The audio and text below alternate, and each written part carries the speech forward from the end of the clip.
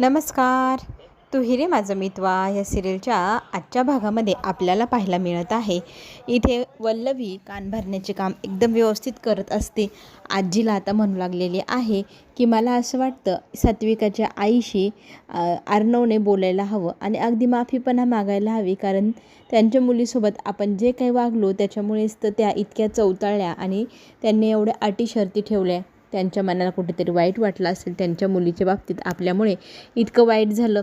तिच्याशी लग्न करता करता अर्णवचं राहिलं. त्याच्यामुळेच तर अर्णवच्या ह्या स्वभावामुळे ती चिडली आणि त्या चिडलेल्या स्वभावामुळेच आपल्याला इतकं दुःख भोगावं लागते. हे सगळं दुःख जर संपवायचं असेल तर आपण जाऊन त्या बाईशी बोलायला हवं, माफी मागायला हवी. म्हणजे ती बाई तिचं मन बदलेल आणि आपल्या मागे ती हात धुवून लागलेली आहे, तर ती तिचं मन बदलल्यामुळे ती आता आपल्याला मदत करू शकते असं मला वाटतं. पण अर्णव आणि ईश्वरी घरात एंट्री करते आणि म्हणतात तिची माफी मागायची काहीच गरज नाही, आपल्याला दुसरा मार्ग सापडलेला आहे. दुसरा मार्ग काय आहे असं आजीने विचारल्यावरती ईश्वरी तिच्या हातातला तो पॅम्पलेट देते आणि त्या पॅम्पलेटवरती काय आहे म्हणून आजी विचारू लागते. तर ईश्वरी त्यांना म्हणते वाचा ना. तर फॅशन अँड फूड म्हणजे ही एक स्पर्धा आहे ज्याच्यामध्ये जेवण बनवायचं आणि कपडे बनवायचे हे 2 प्रकार आहे. तर ह्या सगळ्या गोष्टीचा आम्ही खूप विचार केला आणि त्याची जी प्राईज विनिंग आहे ना ती पण खूप जास्त आहे, जी आपल्याला गरजेची तेवढी आहे. तर जेवण बनवण्यात मी एक्सपर्ट आहे आणि अर्णव फॅशनमध्ये एक्सपर्ट आहेत. आम्ही दोघांनी जर हे एकत्र मिळून साध्य केलं तर आम्ही दोघं जर जिंकलो तर आपल्या कंपनीवर आलेलं हे एवढं मोठं संकट आम्हाला पेलता येऊ शकेल आणि ती स्पर्धा जर आम्ही जिंकलो तर ते पैसे मिळाल्यावर आपली कंपनी वाचू शकते. अशी जी काही युक्ती आहे ती एकदम परफेक्ट पद्धतीने अर्णव आणि ईश्वरी सगळ्यांना एक्सप्लेन करून सांगत असतात. सगळ्यांना ही कल्पना फार आवडते आणि सगळेजण मग कौतुकाने म्हणू लागतात की 100% अर्णव तू जिंकू शकशील आणि ईश्वरी तुलाही सवय आहे स्वयंपाकाची, तू तर इंदोरच्या मोठ्या हलवायाची मुलगी आहेस तर तूही करू शकतेस. आता हे सगळं बोलणं वल्लवी ऐकते. वल्लवीला आता टेन्शन आले, जर हे जिंकले तर आपलं काय होईल, आपल्या वाट्याला 40% कशी येतील. आणि लावण्याच्या आईला मदत करायचा निर्णय तिने घेतला आहे, तर आता ह्यांच्यामध्ये काय खोडा घालावा हाही तिला पडलेला प्रश्न आहे. पण ती नक्कीच काहीतरी मार्ग शोधेलच. तर आता सगळेजण म्हणत असतात की देवाने बघा ना आपल्यासाठी इतके संकट पाठवले, पण आता त्या संकटांवरती मार्ग पण त्यांनीच उघडून दिला आहे. गणपती बाप्पांच्या कृपेमुळे हे पॅम्पलेट आपल्यापर्यंत आलं आहे आणि आपल्याला आता बुद्धी पण झाली की आपण हे स्पर्धा आहे ती जिंकायला प्रयत्न करायला हवे, स्पर्धेत भाग घ्यायला हवा. हे सगळं कौतुक चाललेलं असतं आणि कोणाच्या चेहऱ्यावर 12 वाजले, कोणाच्या 13 वाजले हे तर आपल्याला स्पष्ट दिसणार आहे.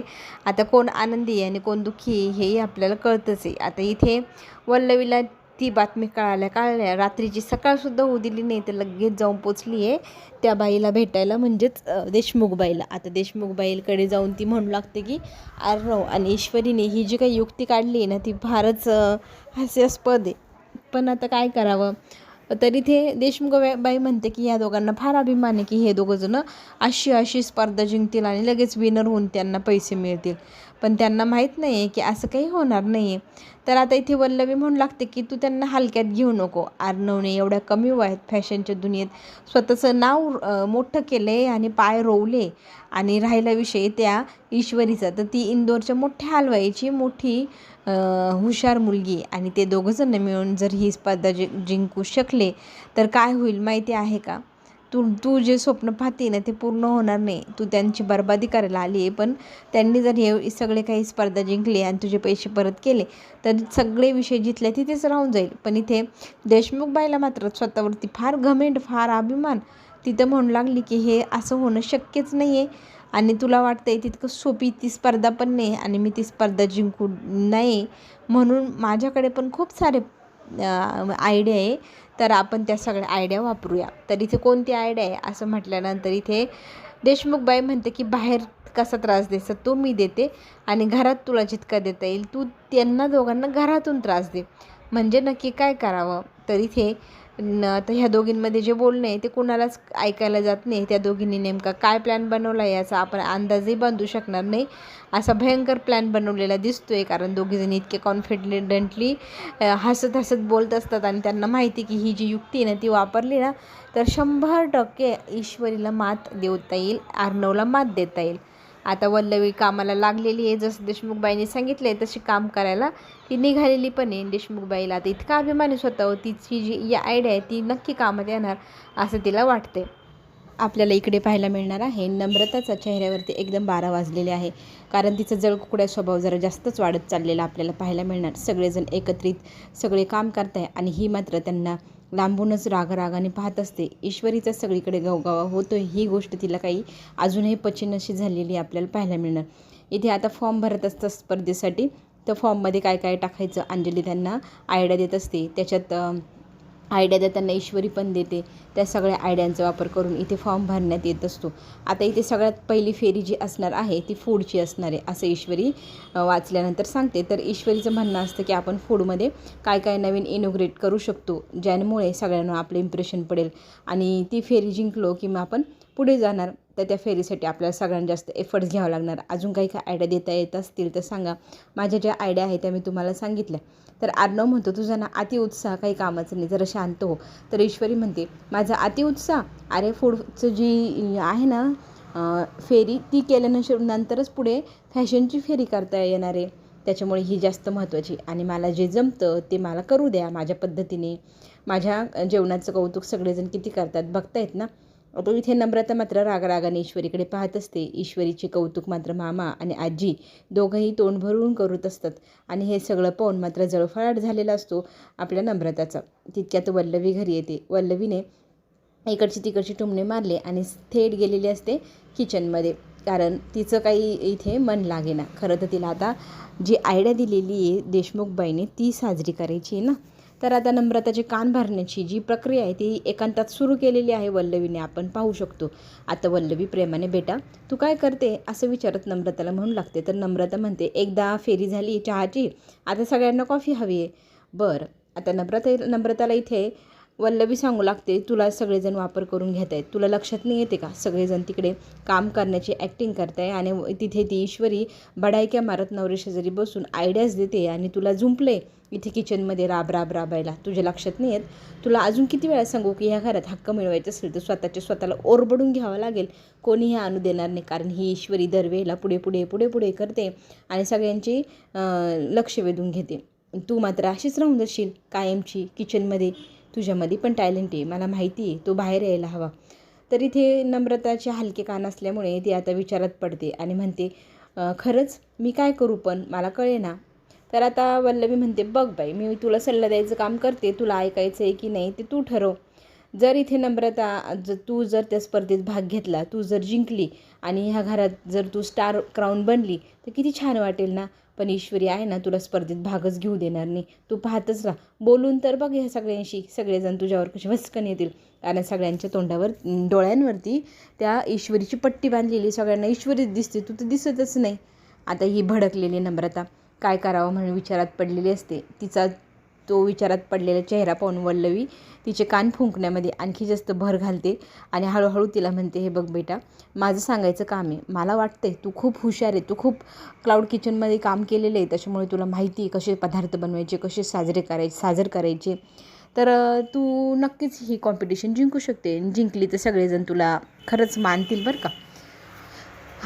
आता इथे विचारात पडली नम्रता काय करू. पण आता वल्लवीने एकदम छान प्रकारे तिला पॅम्पलेट केलेलं आहे आणि सांगितलं आहे की बघ बाळा तू जर हे सगळं केलं ना सगळंजण तुझं नाव तुझं कौतुक सगळं करतील आणि मला खरंच तुझं कौतुक आहे आणि तू हे सगळं करावंच. त्या ईश्वरीच्या नाकावर टिचून या घरात तुझंच नंबर यावं, तुझंच नाव निघावं असं म्हटल्यानंतर विचार कर असं वल्लवी नम्रताला म्हणते. आणि नम्रता आता ऑन झाली बरं का. तिचं ते अँग्री मूड आणि तिचा तो जळकुकडा जळफळाट ते सगळं काही आपल्याला पाहायला मिळणार. नम्रताचा हा जो इगो आहे ना हा जास्तच वाढत चाललेला आहे. तर तो इगो लग्नानंतर खरंच तिच्या डोक्यावर अक्षता पडला आहे, तर डोक्यावरच पडली जणू काही. चला आता आपण पुढे हेही पाहू शकतो की वल्लवी मात्र मनामध्ये फार खुश आहे, कारण देशमुखबाईंनी जी आयडिया दिली प्रतियोगितामध्ये आपण नम्रताला ईश्वरीच्या समोरच उभं करायचं आणि त्या दोघींमध्ये भांडणांमध्ये वादामध्ये, तर आपण ही स्पर्धा त्यांना हरवू शकतो. ही जी युक्ती आहे ती आता काम करावं लागेल का नाही आपल्याला पुढे पाहायला मिळेल. नम्रता आता सगळ्यांसाठी कॉफी घेऊन जाते. कॉफी घेऊन गेल्यानंतर ती सगळ्यांना म्हणते की हॅलो सगळ्यांना ऐका, मला तुम्हाला काहीतरी सांगायचं आहे. सगळेजण म्हणतात काय सांगायचं आहे, तर ती म्हणते महत्त्वाचं आहे.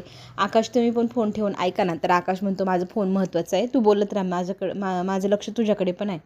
तर आता इथे नम्रता सगळ्यांना एक युक्ती देऊ लागलेली आहे की मला हे असं वाटतं की मी या स्पर्धेमध्ये भाग घ्यावा, उतरावा आणि ही स्पर्धा जिंकण्याचा प्रयत्न करावा. तर मला ह्या स्पर्धेत भाग घ्यायचाच आहे असं तिने स्पष्ट सांगितलं आहे बरं का. तर इथे आजी म्हणते काय गरज आहे, ईश्वरी घेते ना, मग एकाच घरातनं 2 कसे काय लोक पार्टिसिपेट करू शकतात. आकाश मात्र चिडतो. वल्लवीने जे पटवलं आहे ना नम्रताला त्याप्रमाणे ती चाललेली आहे बरं का आता. तर नम्रताला हलक्या कानाचे असल्यामुळे वल्लवीने बरोबर फिट केलं आहे. इथे नवरा नाही म्हणतोय, आजी नाही म्हणते, पण ती तिच्या मतावर ठाम आहे. मला करायचं म्हणजे करायचंच आहे, कारण मला पण स्पर्धा जिंकायची, मी जिंकू शकते, मला कॉन्फिडन्स आहे माझ्या स्वतःवरती, असं ती एकदम स्पष्ट बोलते. आता इथे ईश्वरी विचारात पडते ताईच्या डोक्यात हे नवीन काय खूळ आलं आहे. अर्णव मात्र तिचं ते जे स्पष्टीकरण आहे ते कॉन्फिडन्स आहे तो पाहून आता तिला नाराज करायला नको, कारण तिचा सध्या ॲक्टिव्ह झालेला मोड आहे तो जळकुकड्यापणाचा, तर तो वाढत चालला आहे. तर त्याला पॅम्पलेट करायला हवं. जर त्याला आपण नकार दिला आणि ती चिडी जाईल आणि काहीतरी टोकाचा निर्णय घेईल. त्याच्यामुळे ह्या क्षणाला आता अर्णव म्हणतो की जी युक्ती नाही हिची ती मला पटते आणि आपल्याच दोन्ही कंपन्या 2 वेगवेगळ्या असणार आणि त्याच्यात आपल्याच घरातले 2 व्यक्ती जर स्पर्धेत भाग घेत आहे तर जिंकलं कोणीतरी आपल्याच घरात आपल्याला फायदाच होणार आहे. तर आपण नम्रता आणि आकाशचं दुसऱ्या जी कंपनी फॅब्रिकची तिच्यावरती नाव लावू आणि सात्विक फॅशनवरती माझं आणि ईश्वरीचं नाव लावू आणि आपण दोन्हीही कंपन्या त्या स्पर्धेत उतरवूया. आपले घरातलेच 2 मेंबर असणार. इथे नम्रताला मात्र फार भारी वाटतं बरं का, आपल्याला जे पाहिजे ते मिळवलंच असं वाटू लागले. आत्ता खरी मजा तर पुढे येणार आहे, कारण हे दोघीजणी ज्या वेळेला स्पर्धेत उतरतील ते एकच पदार्थ दोघीजणी बनवणार, कारण ते एकाच हलवयाच्या मुली आहे. चला आता जी काही ट्विस्ट येणार, जे काही येणार ते आपल्याला पुढे तर पाहायलाच मिळणार आहे. तर आता फॉर्म भरायचा आहे तर मामा म्हणू लागतात की फॉर्म सबमिट करायला लक्ष्मीच्या हातूनच बटन दाबून घ्या.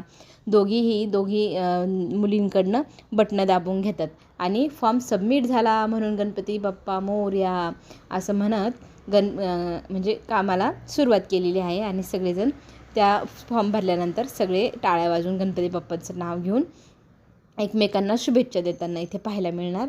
आणि ईश्वरी तिच्या ह्या सगळ्या कामात आता परफेक्टनेस आणण्याचा प्रयत्न करणार. ताईचा स्वभाव जरा खटकतोय, पण ठीक आहे. आता आपल्याला महत्त्वाचं काय की 100 कोटी कमवायचे मिळवायचे स्पर्धेतनं.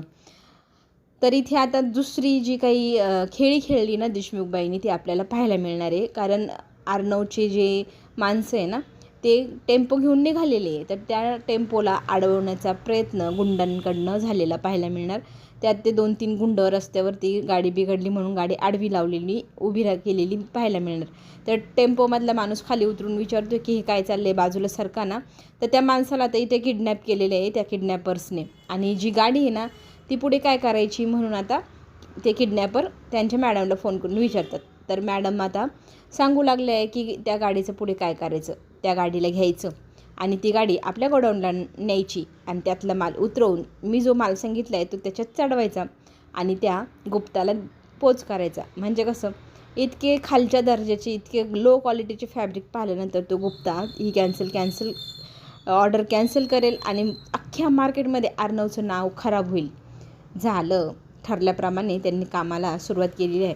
ईश्वरी मात्र आपली बडबड करत असते, आपण आव करू ताव करू याव करू, आणि अर्णव मात्र त्याच्या आईच्या विचारात असतो. त्याच्या आईच्या नावाची जी कंपनी आहे तिला कसं वाचवावं, ह्या सगळ्या प्रकारातनं ती नक्की वाचेल ना, काय प्रयत्न अजून आपण करू शकतो, आईचं नाव नको खराब व्हायला, आपली कंपनी आपल्या ताब्यात पुन्हा पूर्वीसारखी आली पाहिजे, असं म्हणत तो विचारत असतो. तर ईश्वरी हे सगळं पाहते आणि अर्णवला मग समजवू लागते, हे बघा तुम्ही अजिबात घाबरू नका, आपण आपल्या परीने जी जान लगा के कोशिश करेंगे असं म्हणत ती त्यांना उभारी देऊ पाहते आणि त्याला म्हणू लागते की मी तुमच्यासोबत आहे, तुम्ही खूप चांगले फॅशन डिझायनर आहात हे मला मान्य आहे आणि ते मला माहिती पण आहे, ते आता जगाला कळू द्या.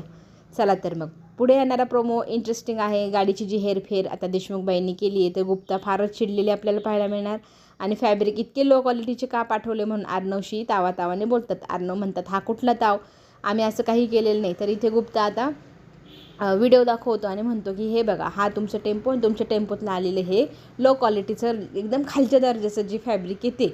आता मी माझा आवाज वाढवू नको तो काय करू, तुम्ही हे माझ्याशी असं वागलात, तुमचं कंपनीकडनं मला अशा अपेक्षा नव्हत्या, असं म्हणत तिथे जोरजोरात वाद घालताना आपल्याला गुप्ता दिसणार आहे. आणि हे सगळं अचानक कसं घडलं हा प्रश्न आता घरच्या सगळ्यांना पडलेला आहे. आता वल्लवीला फोन करून उदयकांत धमकी देऊ लागला आहे, पैसे मागू लागला आहे आणि म्हणू लागला आहे, जर तू दिलं नाही तर अर्णवला तू आजपर्यंत काय काय कांड केले ते सांगल बरं मी.